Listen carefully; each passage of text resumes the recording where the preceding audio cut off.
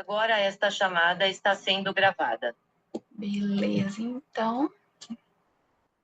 Deixa eu só confirmar aqui.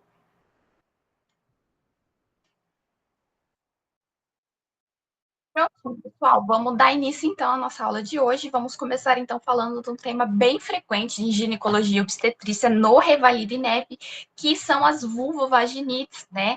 Então, a gente tem inúmeras patologias de vulvovaginites, mas o INEP ele tem uma preferência por algumas, e a gente vai dar uma olhadinha hoje, e eu tentei assim sintetizar o máximo que eu podia delas para vocês baterem o olho na questão e já saber e não errarem esses tipos de questão, tá bom?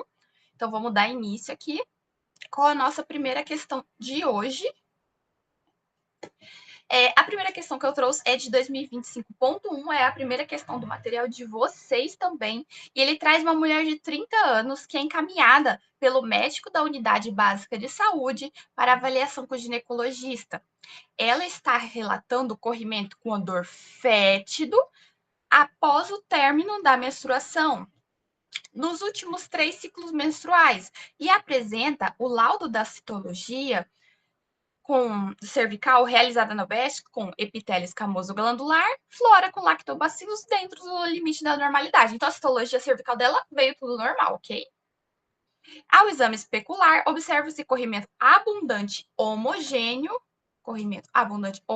outra informação importante, com vagina e colo do útero de aspecto normal e sem hiperemia. O teste do hidróxido de potássio, realizado na secreção vaginal, com a percepção do odor fétido e pH superior a 5. Isso quer dizer que o pH dessa vagina está um pouco mais básico, mais alcalino do que o normal, né? No exame a fresco da secreção vaginal, observam-se células guia, ou também chamada de clue cells, no microscópio. Nesse caso, quais são, respectivamente, o diagnóstico e o tratamento a serem prescritos? Bom, vamos dar uma olhadinha aqui das informações mais importantes que essa questão trouxe para a gente aqui, que é um corrimento, que tem odor bem fétido, que ele vem geralmente, né, depois da menstruação, é um corrimento abundante homogêneo, né? O colo do útero apresenta-se normal, ele não está com hiperemia, ele não está, né, lesionado.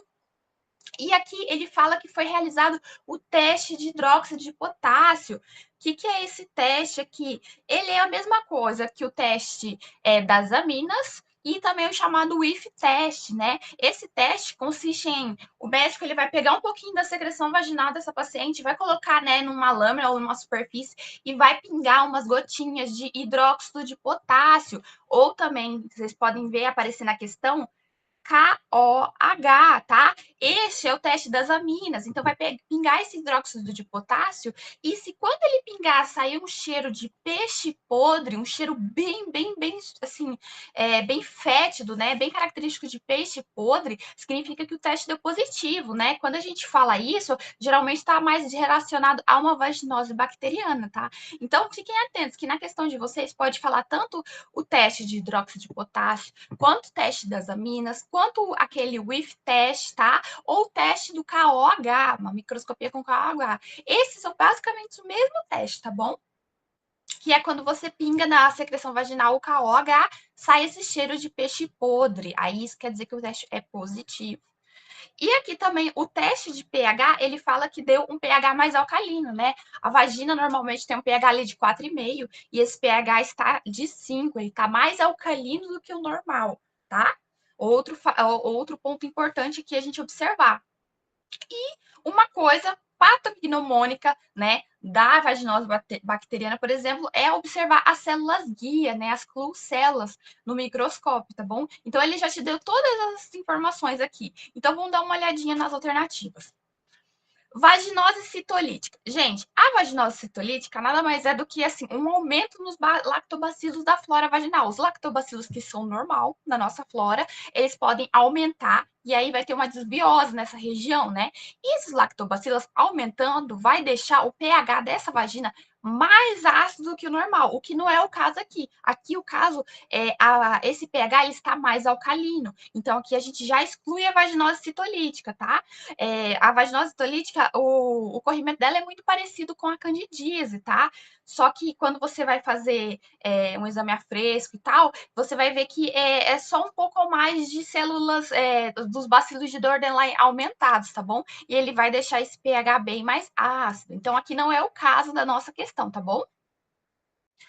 Por isso que a primeira já está errada. Letra A. O tratamento da vaginose citolítica está correto, tá, gente? Apesar de parecer estranho, mas sim, esse é um dos poucos casos que a gente recomenda banho de assento ou ducha vaginal, tá? Porque como esse pH dessa região está muito ácido, então a gente tem que diminuir, tem que, né, subir o valor desse pH, deixar ele mais alcalino. E o bicarbonato de sódio entra nessa situação aqui, tá bom? Aí geralmente é feito banho de assento ou duchas vaginais. Mas aqui não é o caso da nossa paciente, tá bom? Vamos lá, letra B, tricomoníase, tratamento com metronidazol, via oral ou em forma de creme vaginal. Gente, aqui na tricomoníase, por exemplo, aqui a gente teria o relato que esse colo do útero estaria extremamente hiperemiado, tá? Machucado. Ele estaria com aspecto de framboesa, que a gente chama colo de framboesa, que não é o caso aqui. O paciente, nossa, ela tá com o colo do útero sem hiperemia. E também a gente não teria a presença dessas clucelas. Na microscopia, a gente observaria o protozoário flagelado, né? O Trichomonas vaginalis. Seria isso que estaria falando aqui, tá bom? O teste das aminas na tricomoníase pode sim ser positivo, mas ele está mais relacionado com a vaginose, tá bom?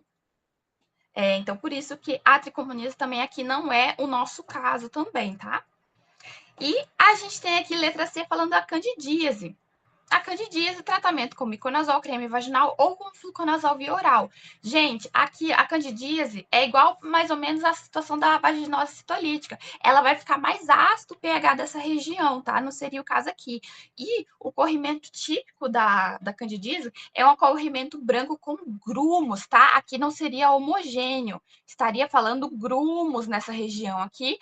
E também a paciente relataria muito prurido, tá? A vulva e a vagina poderia estar com algumas escoriações, também muito prurido, porém, esse corrimento também não tem odor fétido, tá? O corrimento da candidíase não fede, e aqui a paciente relata que está com fedor, né, com cheiro estranho.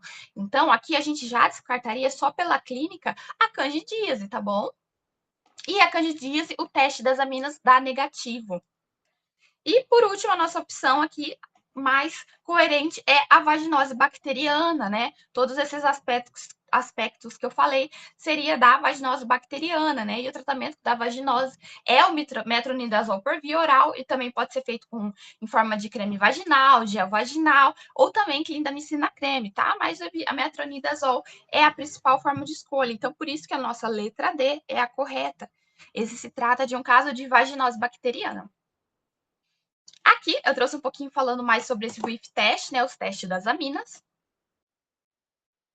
Como ele é feito, igual eu falei, a gente adiciona o hidróxido de potássio, KOH, a 10%, né? Numa lâmina, numa superfície com um pouquinho da secreção vaginal dessa paciente. E quando sai, né, um cheiro forte de peixe podre, de peixe assim estragado, o resultado é positivo e ele é um grande indicativo da vaginose bacteriana, tá bom? Em alguns casos específicos ali ou outro pode ser positivo na tricomoníase, tá? Mas aí a gente vai fazer, então, depois a diferenciação por meio da microscopia, tá? Mas quando falar quando falar de teste da amina positiva, eu quero que vocês pensem já na vaginose, tá bom? Vamos para aqui, ó, questão correta, letra D. Vamos para a próxima. Aqui eu trouxe um pouquinho do caso da tricomoníase, como que a gente veria esse colo, tá? Lembra que na questão anterior a gente estava falando, né, que a paciente estava com colo normal, sem hiperemia, né? Na vaginose, esse colo ele fica sem hiperemia. Mas já na tricomoníase, a gente vai ter um quadro clínico muito típico, que é esse colo, quando a gente faz o espéculo, né? O exame especular, a gente observa esse colo parecendo framboesa, ele vai ter cheio de pintinhas vermelhas, tá? A gente chama colo em framboesa. E quando a gente faz o teste do iodo, né, do Lugol, que a gente joga esse iodo, né, passa esse iodo no colo, e como a gente faz na colposcopia, né, esse colo, ele tem um aspecto tigroide, né? Lembra um tigre, né? Porque ele fica marrom, preto, meio laranja, assim. Então, ele é chamado também de colo tigroide. E quando a gente faz a microscopia, né? Quando a gente visualiza no microscópio, a gente vai observar esse parasita flagelado característico que a gente bate o olho nele e a gente tem que lembrar já da tricomonias, né? Que é o Trichomonas vaginalis, né? Esse parasita que ele tem, né? Essas perninhas aqui, que é os flagelos dele, tá? A gente visualiza ele na microscopia. Então, vamos para a próxima questão. Questão número 5, INEP 2023.2, a questão número 5 do material de vocês, tá? Da lista de questões. Uma mulher de 27 anos vai em consulta por demanda espontânea na unidade básica de saúde com queixa de corrimento vaginal e de prurido há 3 dias. Ela não é fumante, nem possui histórico de infecções sexualmente transmissíveis e a sua última menstruação ocorreu há 20 dias. Ao realizar o exame físico, a paciente está em bom estado geral, com temperatura de 36,8, frequência cardíaca de 80 batimentos por minuto, sem sinais de dor abdominal, nem alterações ginecológicas ao toque vaginal. A paciente está ótima, né? Tá bem, tirando o prurido. Ao exame especular, é observado um corrimento esbranquiçado, sem cheiro forte, grumoso e aderente à parede vaginal e ectocérvix, além de hiperemia de mucosa vaginal e o teste de WIF, que é o mesmo teste da questão anterior, o teste de KOH, de hidróxido de potássio, ou o teste também chamado das aminas, foi negativo. E o pH vaginal estava normal, né? Menor do que 4,5, entre 4,5 para baixo. A partir desses achados, assinale a opção que apresenta o agente etiológico mais provável. Gente, o que a gente está falando na questão anterior? Qual que é o mais característico aqui desses aspectos aqui? Corrimento branco, sem cheiro e grumoso e que dá muito prurido. Você já tem que pensar na cândida logo de cara, tá bom? Não fede cândida, ele é esbranquiçado, cheio, parece assim um leite coalhado, sabe? Grumoso. E ele causa, né? Prurido, né? Às vezes até uma ardênciazinha, umas escoriações, tá? Igual ali na questão tá falando de hiperemia da mucosa vaginal, às vezes a vulva pode estar escoriada também. Então você já tem que pensar, né? Logo de cara na cândida, né? A cândida vai dar o teste, né? De WIF das aminas negativo e o pH, né? Na candidíase ele pode ser de normal a um pouco mais ácido, tá? Lembrando que a vagina ela é um ambiente ácido normalmente. Então aqui, né? A Gardnerella vaginalis é o agente etiológico, tá? Da vaginose, gente. Lembra disso, tá bom? Da vaginose bacteriana. Então, aqui é um quadro oposto da questão anterior, né? Enquanto a vaginose tem um corrimento homogêneo, né? Fede, o teste das aminas é positivo e ele tá mais básico, a candidíase é ao contrário. Trichomonas vaginalis também aqui falaria de um corrimento mais amarelo esverdeado, tá?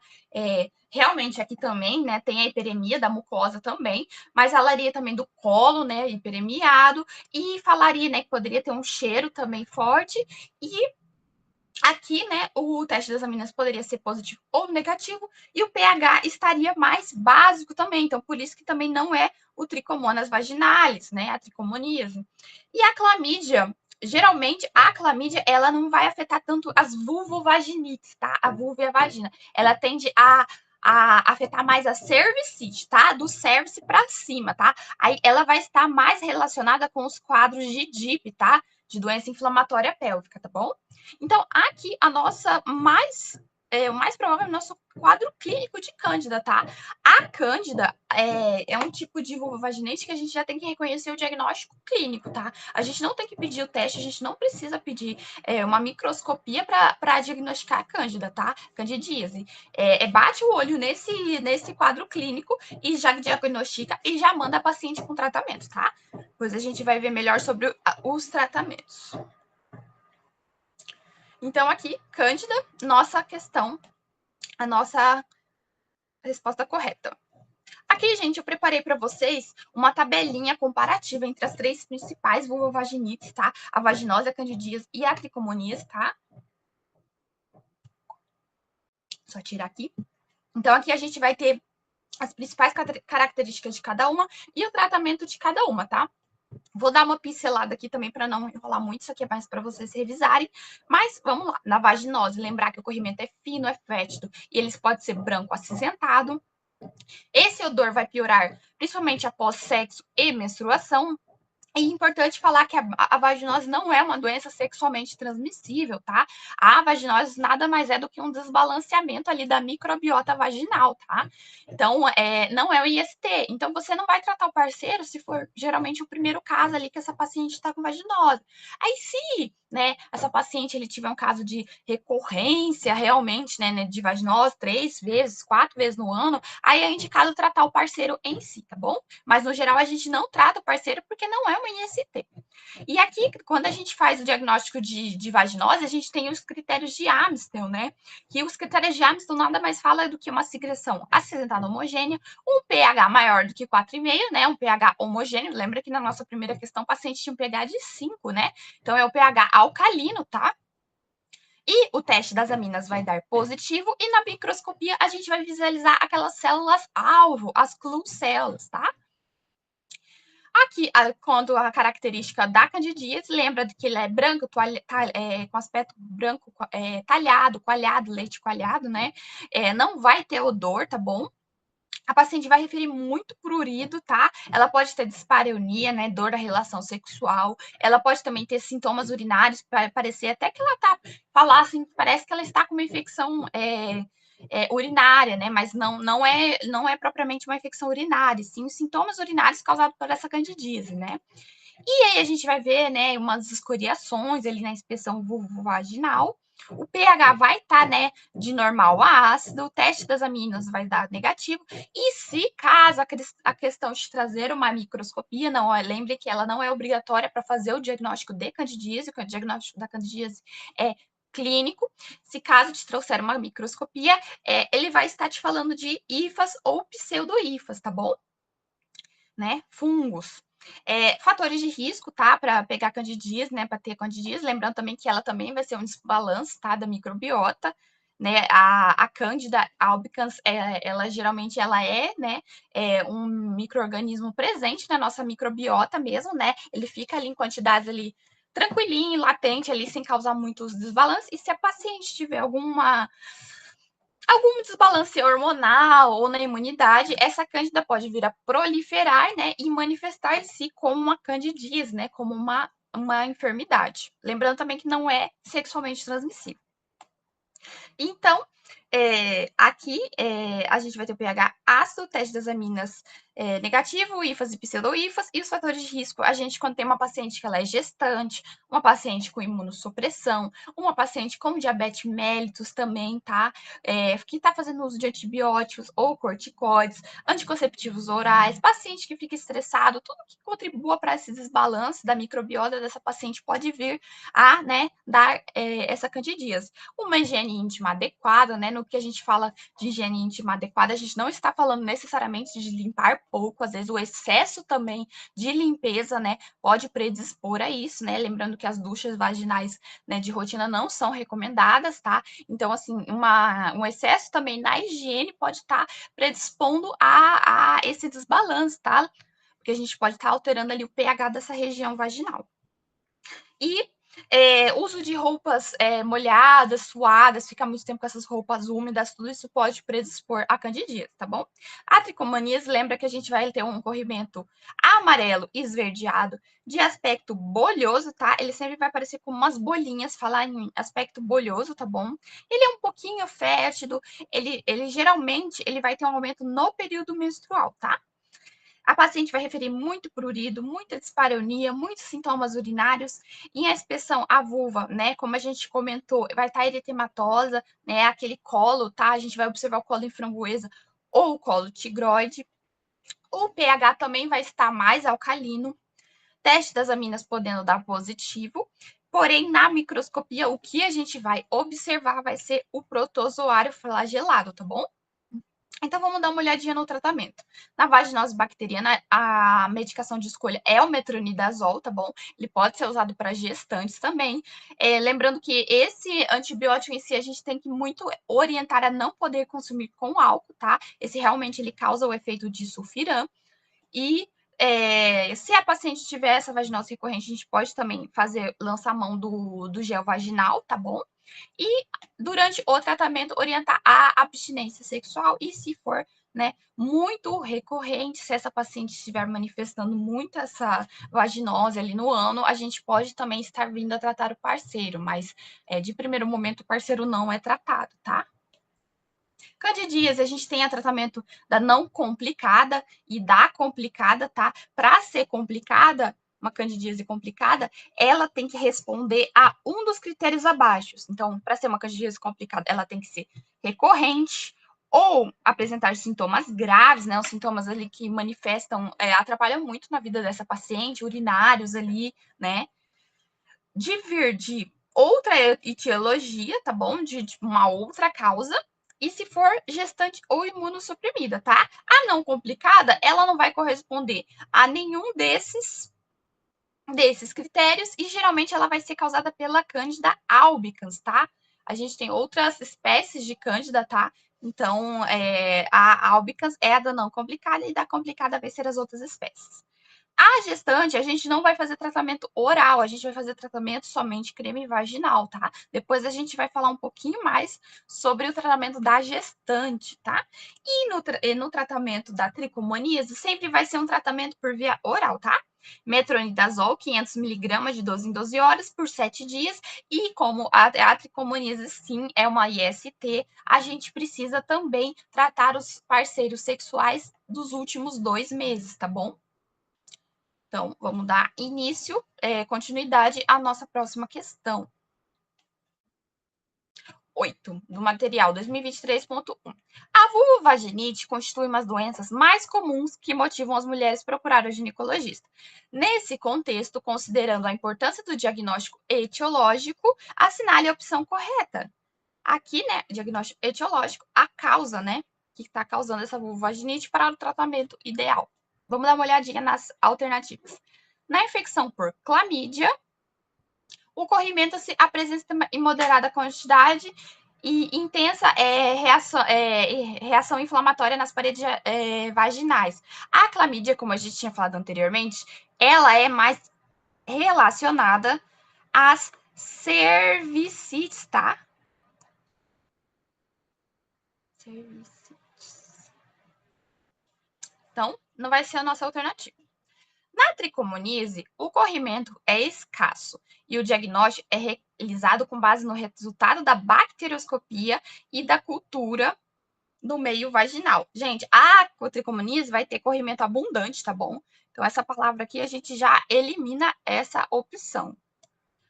Na candidíase vaginal, o corrimento no exame direto apresenta aspecto branco, habitualmente espesso ou grumoso e aderido ao colo e às paredes vaginais. Perfeito. É exatamente a característica típica da candidíase vaginal. Branco, grumoso, aderido ao colo e à parede vaginal. Vamos dar uma olhadinha ao outro. Na vaginite citolítica, o pH da vagina é maior que 4,5.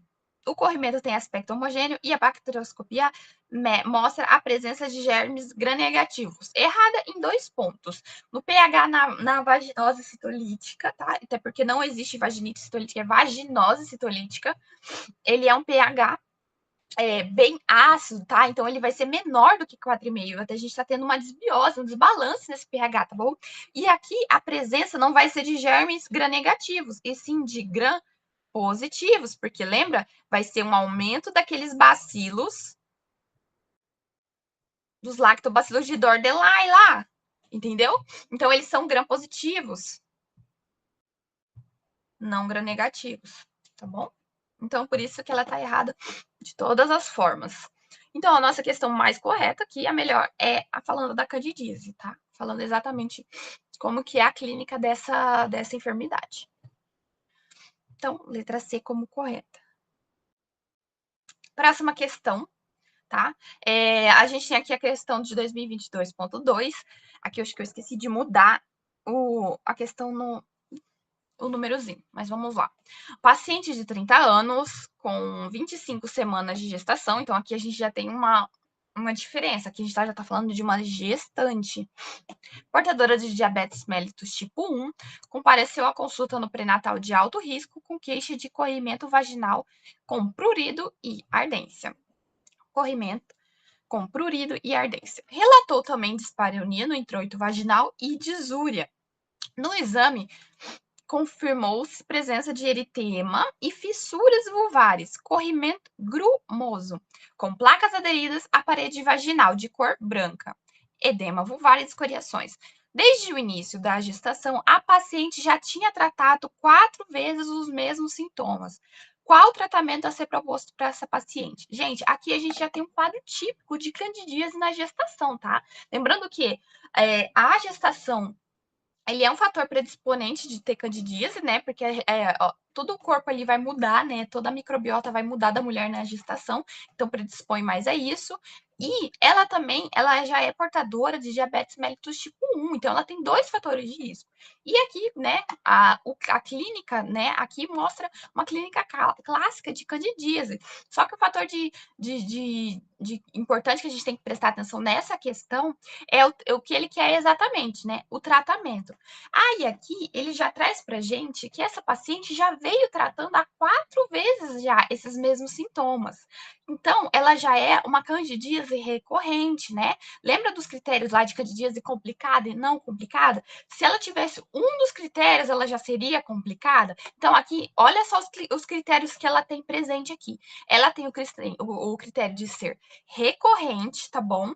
E o critério de ser de manifestações mais intensas, né? Ou, por exemplo, ela tá tendo tanto disúria quanto dispareunia. Então, assim, ela tá com uma candidíase mais, assim, mais grave. Você vê que ela tá incomodando muito mais ela, né? Assim, então, a gente já teria que fazer para essa paciente um tratamento de uma candidíase recorrente, tá? Complicada. Porém, lembrando que ela é gestante, quando ela é gestante, a gente não dá o antifúngico por via oral. Ela não pode receber o antifúngico por via oral. Ela só vai realizar a aplicação do creme ou do óvulo vaginal também. Só vai ser um tratamento tópico. Então, a gente vai ter uma diferença ali no tratamento da complicada e da não complicada. Vamos dar uma olhadinha nas alternativas e ver o que a gente já pode eliminando do que com as informações que a gente já tem.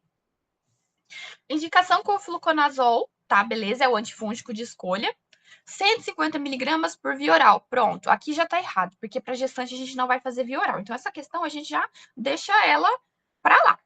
Letra B. Indução com hidroconazol 100 miligramas, 2 comprimidos via oral, mesma coisa, tá vendo? Só que só da gente saber que essa paciente não pode fazer por via oral por ser gestante, a gente já tinha eliminado 2 alternativas. 2 vezes ao dia por um dia, manutenção com óvulo vaginal, beleza. Se fosse falando só do óvulo vaginal, ela poderia estar certa. Vamos lá. Letra C. Indução com miconazol, creme vaginal tópico diário por 10 a 14 dias e manutenção com miconazol, creme vaginal tópico 2 vezes por semana durante 6 meses. Perfeito. Esse é exatamente o tratamento para candidíase na gestante recorrente, tá bom? Vamos dar uma olhadinha na outra alternativa. Indução com miconazol creme vaginal tópico diário por 7 dias. Manutenção com miconazol óvulo vaginal uma vez por semana durante 3 meses, tá? Aqui, gente, esse primeiro tópico aqui seria se fosse uma candidíase não complicada, tá bom? Se fosse a primeira vez que a gente estaria atendendo ela, que ela nunca tivesse tratado isso, tá? Não tivesse nenhum critério, tá? De ser complicada, né? Se ela não fosse recorrente. Então, aqui, a nossa opção de tratamento ideal é a letra C, tá bom? Vamos dar uma olhadinha. Letra C correta. E aqui eu trouxe candidíase na gestante, tratamento. Sempre fazer o tratamento tópico com creme ou óvulo vaginal. Se for a primeira vez que você está tratando, se ela não for complicada, né, não tiver recorrência, a gente vai fazer uso do miconazol ou da nistatina creme vaginal por 7 dias, tá? Agora, se essa paciente já, igual na questão anterior refere, que já vinha tratando várias vezes durante a gestação, tá tendo sintomas, manifestações de sintomas, né, muito fortes, por exemplo, né, sintomas urinários, ele tá muito atrapalhando muito na vida dela, a gente já teria que fazer, né, uma outra alternativa de tratamento. Então, essa outra alternativa, ela vai ser feita com a mesma medicação, tá? Tanto o miconazol ou a nistatina creme. Porém, a gente vai realizar ela em 2 fases. A primeira fase, que é chamada de fase de indução, essa paciente vai aplicar essa pomada, esse creme, uma vez ao dia, tá? Por 10 a 14 dias. Posterior a isso, ela passa para a segunda fase, que é a fase de manutenção, em que essa paciente passa a aplicar esse creme vaginal apenas 2 vezes na semana, em vez de agora aplicar todo dia, ela só vai aplicar 2 vezes na semana e vai fazer isso por 6 meses, tá? Então, lembre-se que tem, quando é recorrente, tem essas 2 fases, fase de indução e manutenção. E a nossa letra C aqui, ela falava exatamente isso, estava perfeitinho escrita, tá bom? Bom, vulvovaginite, gente, que eu tinha para falar com vocês hoje seria isso, tá bom? Depois vocês dêem uma lida naquela tabelinha ali, né, com carinho, porque sabendo diferenciar a clínica e as características de cada um, vocês já praticamente matam qualquer questão, tá? O INEB gosta muito de tratamento da gestante também, tá? Principalmente da candidíase, tá? Tratamento complicada, não complicada, tá?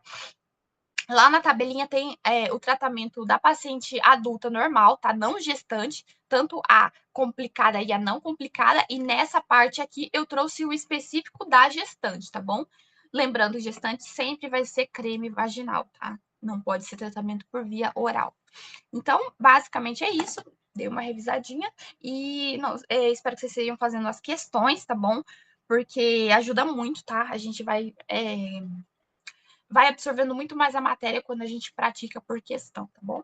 Então, vamos dar continuidade à nossa aula. Agora a gente vai falar um pouquinho sobre ética médica.